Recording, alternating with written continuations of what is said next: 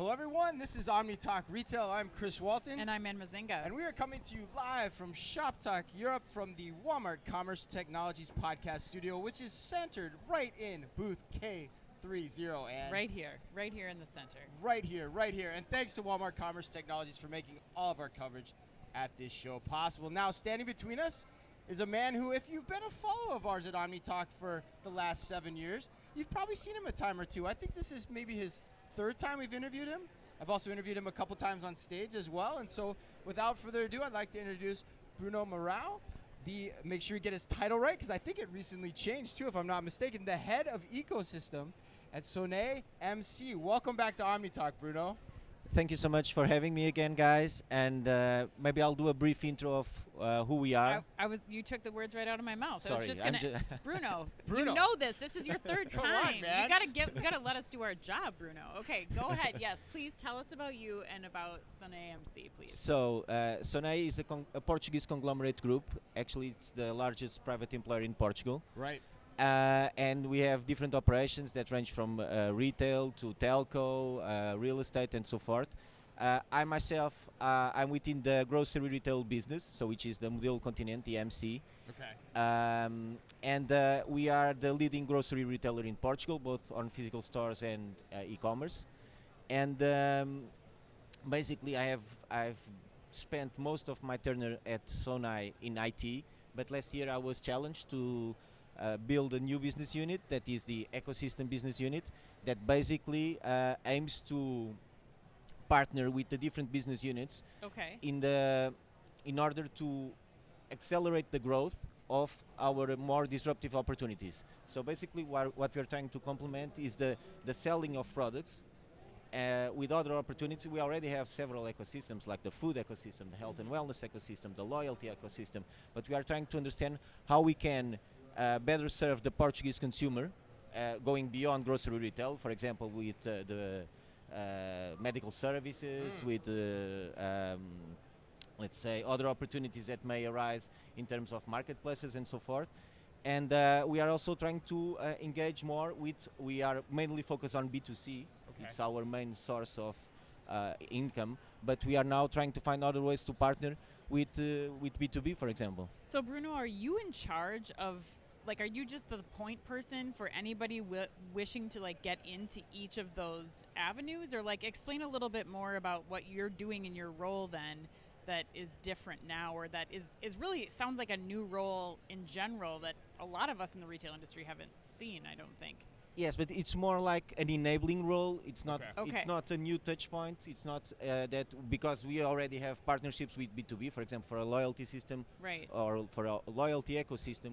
We already do partnerships with restaurants, airlines, and so forth. Right. But the idea here is to work behind the scenes, enable to develop the value proposition and implement new business models. So ideally, people wouldn't even know that I exist. I doubt that. Sounds like you're the connective tissue in a lot of ways. So you're too kind. So give us a sense too. How many stores are we talking about, and what types of formats too? Because if I remember right, you have formats of every shape and size in operation too, right? Yeah, we are pretty innovative and entrepreneurial. So we started with hypermarkets back in the 80s, and then so our biggest footprint is of hypermarkets in the sense that we. The main shopping mission that we fulfill is to fill the pantry. So people go for the wider baskets, and incrementally we've tried to be more convenient through proximity.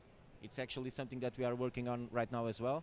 But we've moved into supermarkets, and now we have small convenience stores. We partner with the fuel stations as well to do the provisioning of the grocery items as well. That has been our journey. Got it. Okay, so let's shift gears here a little bit. So we're at Shoptalk.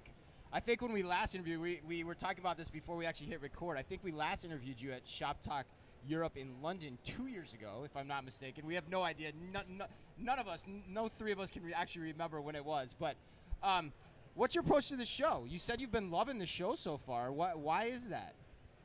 So I don't remember if we've spoken 3, 4, or 5 times, but so I think that the reason that we can't recall is a good reason. Yeah, right. Too many times to remember. But I love the Shop Talk team. I love the event. Yeah. I'm actually for a couple of years I've been on the advisory board as well. Oh, cool. So, but the main thing that I love about this event is the opportunity to network with, for example, you guys and other people that we tend just to meet in person in the event. Right, So right. I think that the network is exceptional. We also have good content. We have great speakers, but that attracts some even better people that we really enjoy talking to informally, not only throughout the event, but inside events or in dinners. So it's really pleasurable. Nice. And you're going to be speaking on stage. Speaking of content, great content, I imagine. Well, What are you going to be talking about tomorrow, Bruno? the relationship between retailers and brands. And what about that relationship? What is your contribution going to be? What our audience's appetite, Bruno? Come on. Well, honestly, I think that it's not something that is rocket science. So Right. I don't feel that I'll be bringing very innovative insights. I think it's more about being able to go through that journey and sharing some of the lessons learned. Walking the talk. More than and doing partnerships with the brands, exchanging information. We already do some monetization of the info, but prior to that, we already feel that it's our obligation to give back data so that we can collectively do a better job. Understand even not only in terms of sales, but also in terms of how the product is, the reviews of the product, and how we could actually adapt or refine the product development in order to make it better and to make it a better option for the consumer. Got it. Are you guys using AI to do that? And if so, in what way? Well, we are. I tend to start that an answer to a question like that with we are using advanced analytics. Then sometimes we go to AI, sometimes we go to Gen AI, but we actually leverage more advanced analytics than having just a single recipe with AI for everything. Got it. Because we are very keen on understanding causality. Right. So sometimes the AI is not the best Right. tool, but other times we have a lot of data, a lot of volume, and we need to get some quick answers, and then AI is just perfect. So it depends on the use case. Yeah. So as you think about your head of ecosystem responsibility, what are you looking to accomplish this year? What are your priorities? How are you thinking about laying out your job for the next year to year and a half? Well, maybe I'll step back, and I think that we have to focus on not the three of us, but we at Sonae MC have to focus on the company's priorities. So we are continuing to invest in proximity. So we are opening new stores that are in local urban areas. We are also doing some partnerships or continuing to do partnerships with local mom and pop shops. So we have a franchising model that enables them to keep their autonomy, but then being able to be supported by us, by our assortment, by our marketing teams, and so forth. So all our heavy lifting. Then we have the retail media. So we've been working hard in the last couple of years, and the retail media team has been tireless. And throughout 2023, they set the ground for this year onwards in terms of consolidating the inventory. Defining a new approach to the audience segmentation, and basically we've started to work with brands because now brands are our customers. So we started to work with brands last year also to convey what is the new value proposition that is available, and now we are trying to ramp it up. So, and on top of that, what we have more, we are also we are consolidating. One thing that you asked me before, the omnichannel consolidation. So we have a cycle. I think that every retailer does, but that we try to put to be available on a new channel, to have a new feature available to the customer, and so forth. So we try to innovate, but to make that time to market very short, we tend to set up standalone solutions that are very tactical and so forth. So from time to time, not only to enable to a more robust foundations, but also to make it clear and more transparent to the customer, we have to do some housekeeping. So we are doing some omni-channel housekeeping in the sense that sometimes it's so complex that the customer doesn't understand what's available in terms of service. And for example, we've launched different click and collect models that have different lead times because the assortment is also different in terms of range.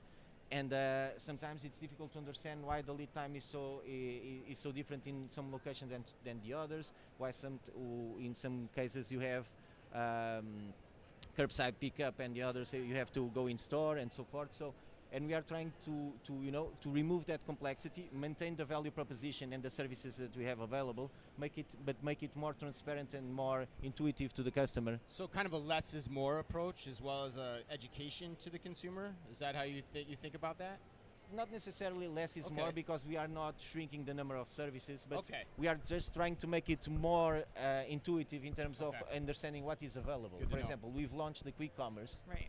and we it's not a quick commerce just in terms of having a partnership with Uber and those guys. We have our own operation of quick commerce.